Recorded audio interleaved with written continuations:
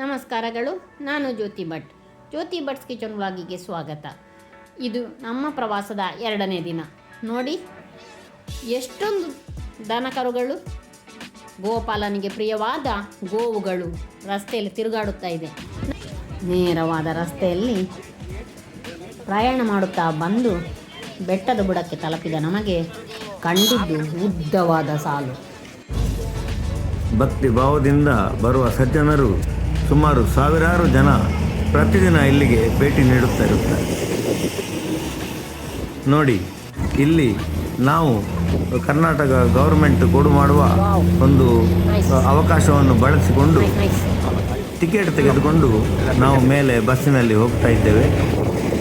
ಹಿಮವದ್ ಗೋಪಾಲಸ್ವಾಮಿ ಬೆಟ್ಟ, ಅಲ್ಲಿರುವ ದೇವಸ್ಥಾನ ಸುಮಾರು 13ನೇ ಶತಮಾನದಷ್ಟು ಹಳೆಯದು. ಇದು ಸುಮಾರು 4000 ಅಡಿಗಳಷ್ಟು ಎತ್ತರ ಸಮುದ್ರ ಮಟ್ಟದಿಂದ ಮೇಲೆ ಇದೆ. ಹೋಗುವ ದಾರಿ ಅತ್ಯಂತ ಸುಂದರ. ಬೆಟ್ಟಕ್ಕೆ ಹೋಗುವಾಗ ನಾವು ಸುತ್ತಮುತ್ತಲಿನ ಎಲ್ಲ ಇದರನ್ನು ನೋಡಿಕೊಂಡು ಈಗ ಬೆಟ್ಟಕ್ಕೆ ತಲುಪಿದ್ದೇವೆ, ಗೋಪಾಲಸ್ವಾಮಿಯ ಮಂದಿರವನ್ನು ನೋಡಲು. ಗೋಪಾಲಸ್ವಾಮಿಯ ದೇವಸ್ಥಾನದ ಎದುರು ನಾವು ಸರತಿ ಸಾಲಿನಲ್ಲಿದ್ದೇವೆ. ಇಲ್ಲಿ ಬೀಸುವ ಗಾಳಿ ಅತ್ಯದ್ಭುತ. 4700 ಅಡಿ ಎತ್ತರದಲ್ಲಿರುವ ಬೆಟ್ಟದ ಮೇಲಿನ ಒಂದು ಅದ್ಭುತವಾದ ಈ ಒಂದು ಜಾಗದಲ್ಲಿ ಈ ಗೋಪಾಲಸ್ವಾಮಿಯ ದೇವಸ್ಥಾನವನ್ನು ಮಾಡಿದ್ದಾರೆ. ಯಾರು ಪುಣ್ಯಾತ್ಮರು ಮಾಡಿದ್ದಾರೋ ಗೊತ್ತಿಲ್ಲ, ಆದರೆ ಇದೊಂದು ಅದ್ಭುತವಾದ ನಮಗೆ ಅನುಭವವೇ. ಇಲ್ಲಿ ನಾವು ಸರದಿ ಸಾಲಿನಲ್ಲಿ ನಿಂತು ಈ ಗೋಪಾಲಸ್ವಾಮಿಯ ದರ್ಶನಕ್ಕೆ ನಿಂತಿದ್ದೇವೆ. ಹಾಗೆಯೇ ಇಲ್ಲಿರುವ ಒಂದು ಪ್ರಾಕೃತಿಕ ಸೌಂದರ್ಯವನ್ನು ಅನುಭವಿಸ್ತಾ ಇದ್ದೇವೆ.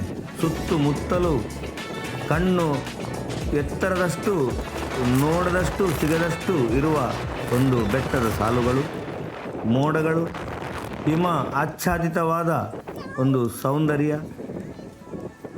ಅತ್ಯಂತ ಶೀತಲ ಗಾಳಿ ನಮ್ಮನ್ನು ಎಲ್ಲಿ ಮಾರುತವು ಆಕಾಶದೆಡೆಗೆ ಕೊಂಡು ಹೋಯಿತೋ ಎನ್ನುವಂತಹ ಒಂದು ರೀತಿಯಲ್ಲಿ ಬೀಸುವ ಗಾಳಿ, ಅತ್ಯಂತ ಸುಂದರವಾದ ಒಂದು ಪರಿಸರ. ನಮಗೆ ಒಂದು ಅತ್ಯದ್ಭುತ ಅನುಭವವೇ ಸರಿ. ಬಂಡೀಪುರ, ನಾಗರಹೊಳೆ ಇಂತಹ ರಿಸರ್ವ್ ಫಾರೆಸ್ಟ್ಗಳಿಗೆ ಭೇಟಿ ಕೊಡುವ ಸಂದರ್ಭದಲ್ಲಿ ತಪ್ಪದೆ ಹಿಮವದ್ ಗೋಪಾಲಸ್ವಾಮಿ ಬೆಟ್ಟವನ್ನು ಭೇಟಿ ಆಗಲೇಬೇಕು. ಅದರ ತುದಿಯಲ್ಲಿ ಆಗುವಂತಹ ಒಂದು ಅತ್ಯುತ್ತಮವಾದ ಒಂದು ಅನುಭವ ನಾವು ಅನುಭವಿಸದಷ್ಟೇ ಗೊತ್ತಾಗುವಂಥದ್ದು. ಆ ತಂಪಾದ ಗಾಳಿ, ಸುತ್ತಲೂ ಹರಡಿದ ಮಂಜು, ಕಣ್ಣೆತ್ತರದಷ್ಟು ಬೆಟ್ಟಗಳ ಸಾಲು, ಆಹಾ, ಸೂಪರ್, ಅಮೇಝಿಂಗ್. ಅಲ್ಲಿ ತಲುಪಿ ದೇವರ ದರ್ಶನ ಮಾಡಿದಾಗ ಮಧ್ಯಾಹ್ನವಾಗಿತ್ತು. ಮಧ್ಯಾಹ್ನದ ಹೊತ್ತಲ್ಲಿ ದೇವಸ್ಥಾನದಲ್ಲಿ ಕೊಡುವಂತಹ ಒಂದು ಅನ್ನಪ್ರಸಾದ, ಆಹಾ, ಪರಮಾನ್ನ, ಸಾಂಬಾರ್ ರೈಸ್ ಹಾಗೂ ಅನ್ನದ ಪಾಯಸ, ಹೀಗೆ ಒಂದು ಬಹಳ ರುಚಿಕಟ್ಟಾದ ಪ್ರಸಾದ ಭೋಜನ ಮಾಡಿ ಅಲ್ಲಿಯ ತಂಪಾದ ಗಾಳಿಯನ್ನು ಅನುಭವಿಸಿ ಅಲ್ಲಿ ಕಳೆದ ಕ್ಷಣವನ್ನು ವಿಡಿಯೋ ಮಾಡಿ ನಿಮಗಾಗಿ ತಂದಿದ್ದೇನೆ. ನೋಡಿ, ಇಂತಹ ಒಂದು ಸದವಕಾಶ ಜೀವನದಲ್ಲಿ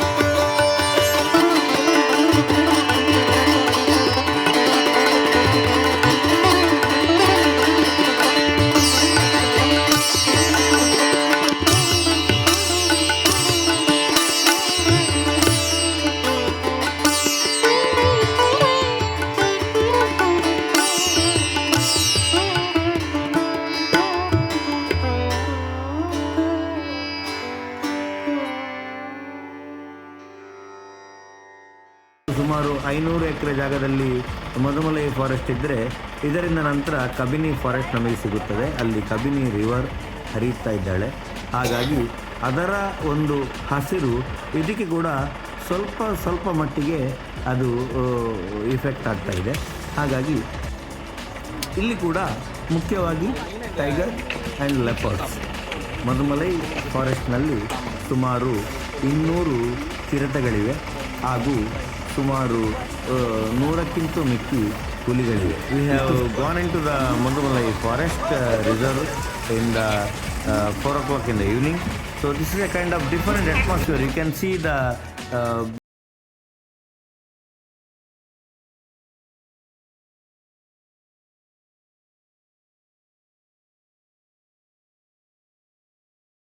herds of deer and langurs while we are traveling inside the forest. This forest, as you can see, it's more greener.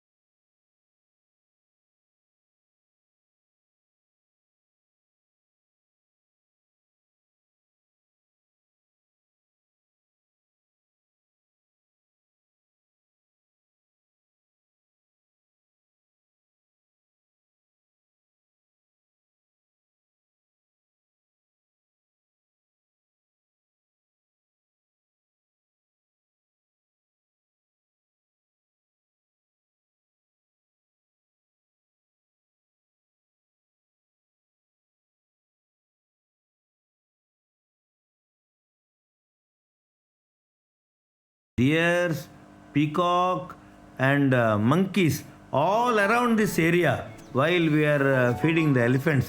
That shows that the wild is very unique and they are united, and it is happening very wonderfully, nicely, well. ಅವೆಲ್ಲ ದೊಡ್ಡ ಇರ್ತಾವಲ್ಲ, ಯಪ್ಪ ಒಂದು ಹಂದಿಗಳಷ್ಟು ದೊಡ್ಡ ಇರ್ತವೆ.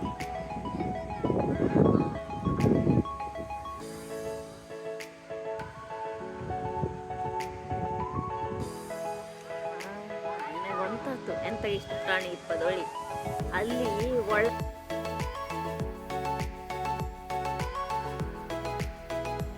ಈ ಅನುಭವಗಳು ನಮಗೆ ಸದಾ ನೆನಪಿನಲ್ಲಿ ಉಳಿಯುವಂಥದ್ದು.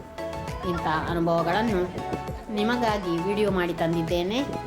ವಿಡಿಯೋಗಳು ಇಷ್ಟವಾದರೆ ಲೈಕ್ ಮತ್ತು ಶೇರ್ ಮಾಡಲು ಮರೆಯದಿರಿ. ಜ್ಯೋತಿ ಬರ್ಡ್ಸ್ ಕಿಚನ್ ವ್ಲಾಗನ್ನು ಸಬ್ಸ್ಕ್ರೈಬ್ ಮಾಡಿ. ನೋಡಿದ್ದಕ್ಕಾಗಿ ಧನ್ಯವಾದಗಳು. ಮುಂದೆಯೂ ಇಂಥ ವಿಷಯಗಳೊಂದಿಗೆ ಬರುತ್ತಿರುತ್ತೇನೆ. Thank you.